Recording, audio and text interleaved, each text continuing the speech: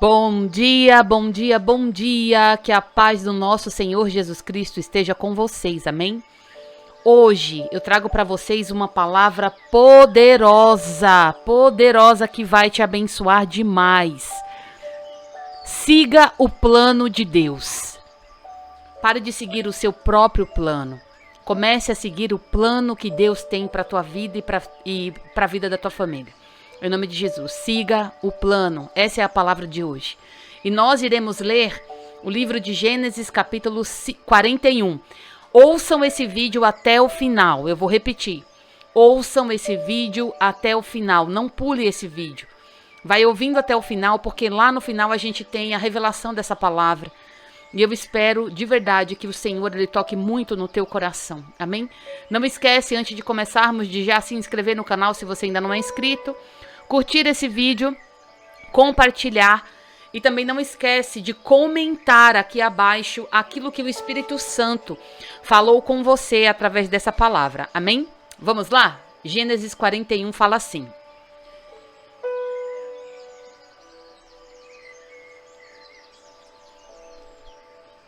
Dois anos se passaram. Um dia o rei do Egito sonhou que estava de pé na beira do rio Nilo. De repente, saíram do rio 7 vacas bonitas e gordas, que começaram a comer o capim à beira do rio. Logo em seguida, saíram do rio outras 7 vacas feias e magras, que foram ficar perto da primeira vaca na beira do rio. E as vacas feias e magras, elas engoliam as bonitas e as gordas. E aí o rei acordou. Mas tornou a dormir e teve outro sonho. Dessa vez, ele viu 7 espigas de trigo que saíam de um mesmo pé e elas eram boas e cheias de grãos. Depois saíram 7 espigas secas e queimadas pelo vento quente do deserto. E eles a engoliram. E eles engoliram as 7 espigas cheias e boas. O rei acordou. Tinha sido um sonho. De manhã, ele estava muito preocupado e por isso mandou chamar todos os adivinhos de todos os sábios do Egito. O rei contou os seus sonhos, mas nenhum dos sábios foi capaz de dar a explicação. Então o chefe dos copeiros disse ao rei: chegou a hora de confessar um erro que cometi. Um dia o Senhor ficou com raiva de mim e do chefe dos padeiros e nos mandou para a cadeia, na casa do capitão da guarda.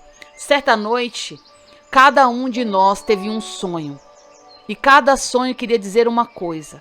Lá na cadeia estava com a gente um moço hebreu que era escravo do capitão da guarda.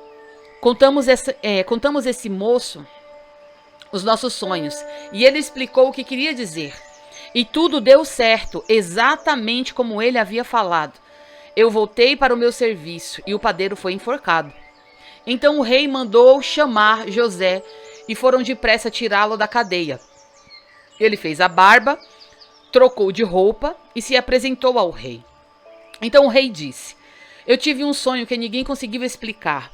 Ouvi dizer que você é capaz de explicar os sonhos. Isso não depende de mim, respondeu José. É Deus quem vai dar a resposta para o bem do Senhor. O rei aí disse: sonhei que estava de pé na beira do rio Nilo e de repente saíram do rio 7 vacas bonitas e gordas que começaram a comer o capim na beira do rio. Depois saíram do rio outras 7 vacas, mas estas eram feias e magras. Em toda a minha vida, eu nunca vi no Egito vacas tão feias como aquelas. E as vacas feias e magras engoliram as bonitas e as gordas. Mas nem dava para notar isso, pois elas continuavam tão feias como as de antes. Então eu acordei. Depois tive outro sonho. Eu vi 7 espigas de trigo boas e cheias de grão, as quais saíram de um pé.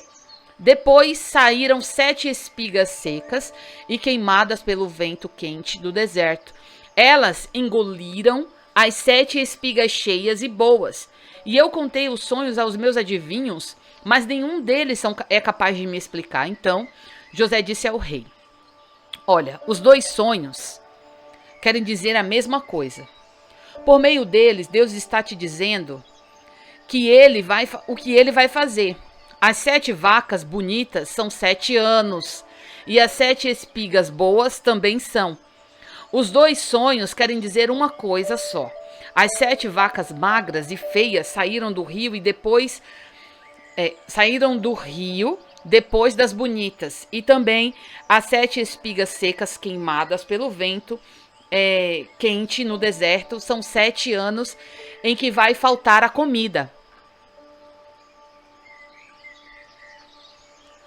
É exatamente como eu disse. Deus mostrou ao Senhor, ó rei, o que ele vai fazer. Virão 7 anos em que vai haver muito alimento em todo o Egito.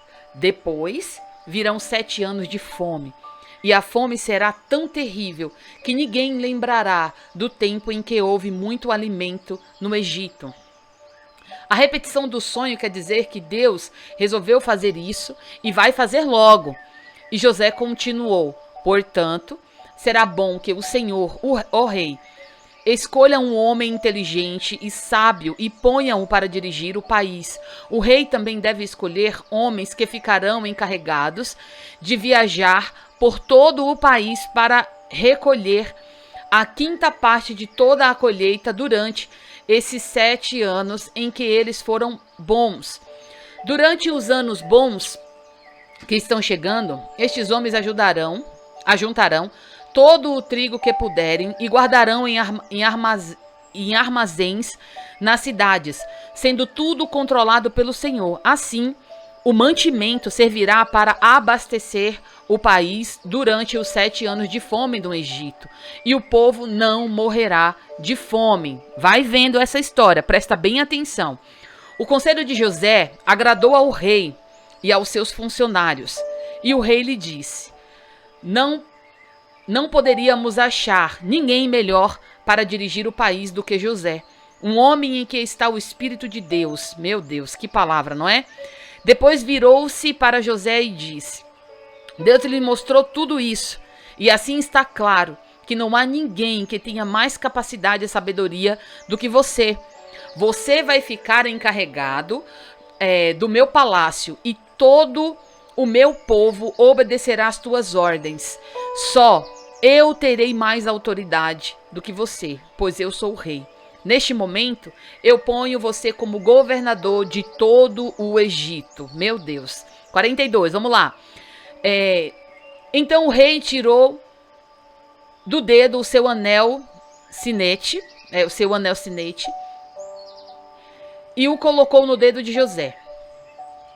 Em seguida, mandou que vestissem roupas de linho fino e pôs uma corrente de ouro no pescoço dele.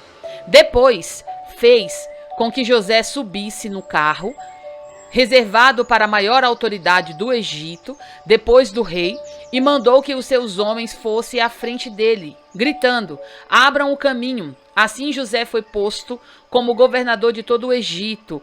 O rei disse a José: eu sou o rei, mas sem a sua licença, ninguém poderá fazer nada em toda a terra do Egito. O rei pôs em José o nome de Zefenate Paneia, e lhe deu como esposa Asenate, filha de Potifera, que era sacerdote da cidade de Heliópolis.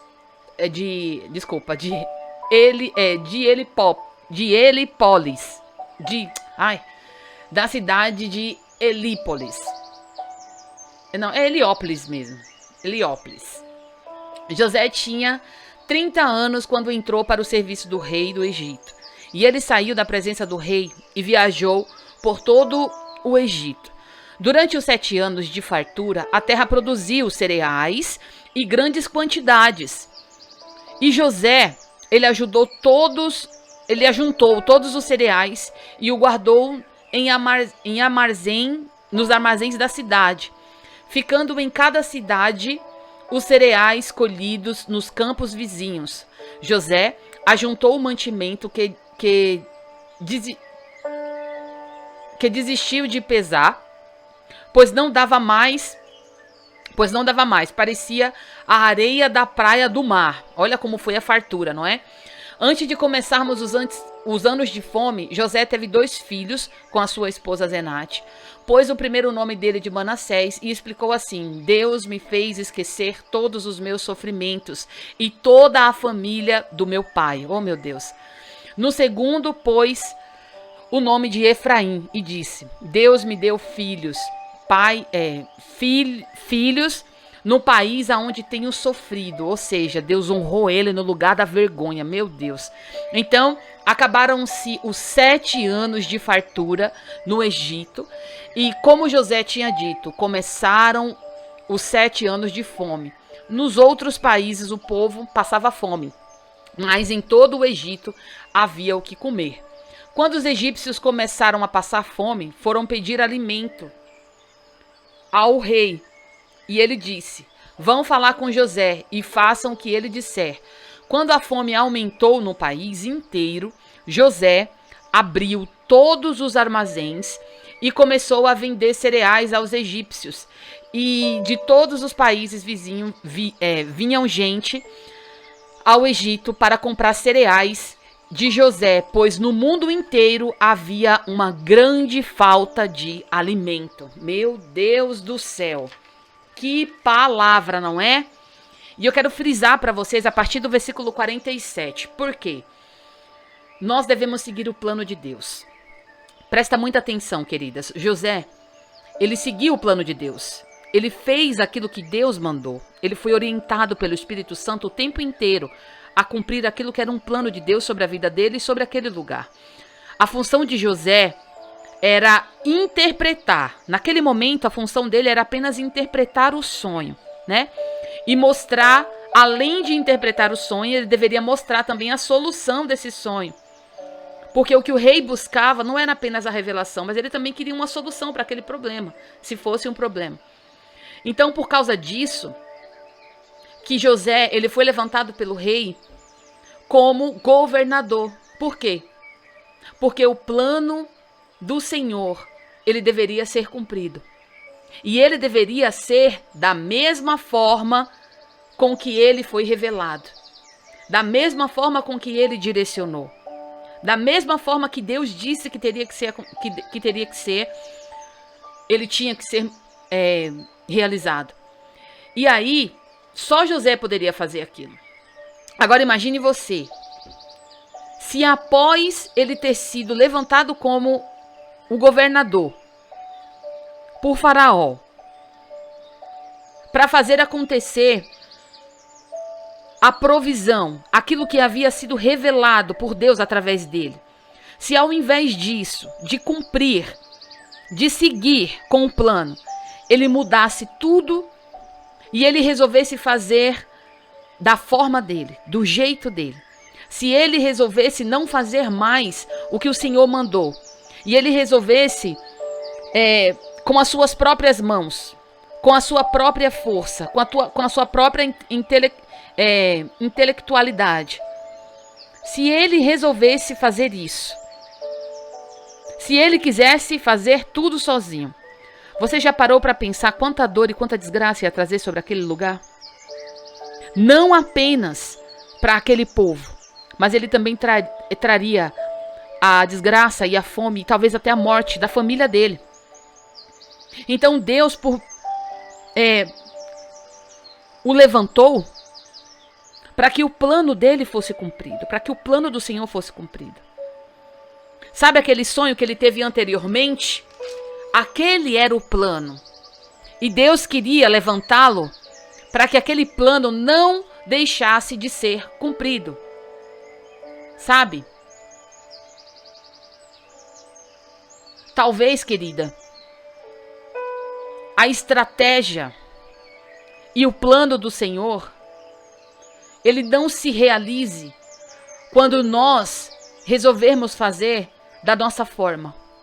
Quando nós resolvemos fazer da forma que eu quero, da forma que você quer, não da forma que Deus quer. Talvez se ele fizesse isso, ele não teria visto e reencontrado o pai dele com vida. Porque você sabe que ele tinha muita vontade de rever o pai. Agora, meninas, vocês já pararam para pensar em quantas vezes Deus, ele te mostrou a direção? Quantas vezes que Deus, ele te mostrou o caminho? Ou até mesmo ele te mostrou a solução para uma situação em que você esteja vivendo.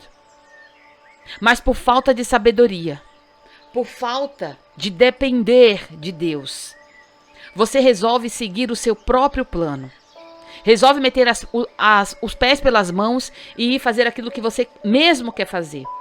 Trazendo ainda mais dor, trazendo ainda mais sofrimento para você e para toda a sua família. Você já parou para pensar que a sua independência carnal, ela é maligna? E ela está dificultando com que o caminho do Senhor, ele continue. Não, ela está dificultando, melhor dizendo, com que o seu caminhar com Deus seja perfeito.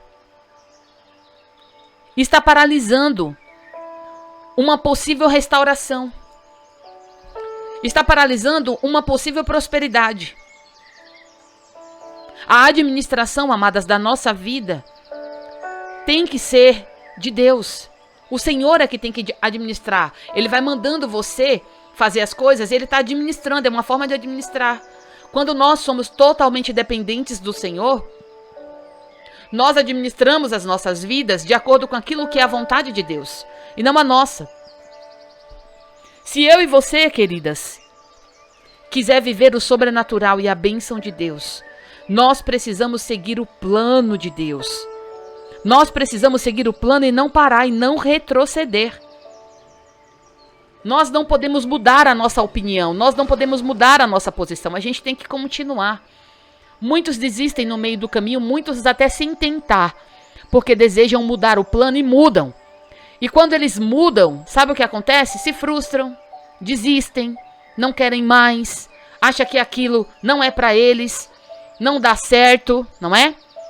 Mas eu quero dizer para você que você, em nome de Jesus, você não vai de maneira nenhuma mudar o plano. Você vai seguir com aquilo que é o plano de Deus sobre a tua vida e sobre a tua família. E eu creio que o Senhor, ele vai te dar dupla honra aí, no lugar da tua vergonha. Do mesmo jeito que ele fez com José, ele vai fazer com você. Amém?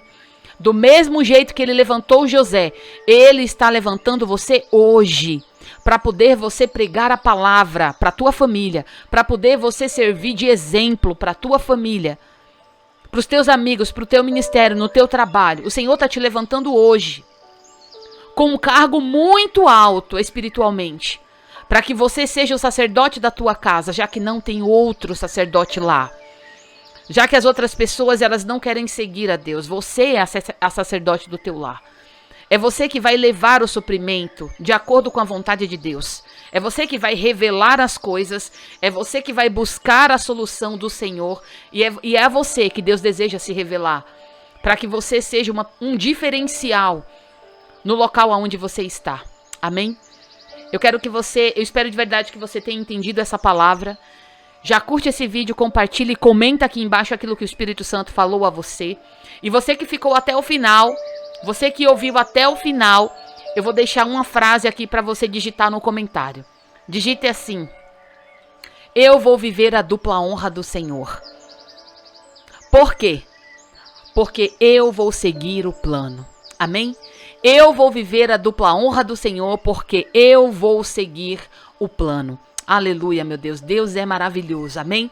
Em nome de Jesus, se coloque na posição, querida. Porque o Senhor, ele quer te honrar. E ele tem pressa nisso. Tá bom? Te amo em Jesus. Um beijo da pastora. Fique com Deus. E até o próximo vídeo.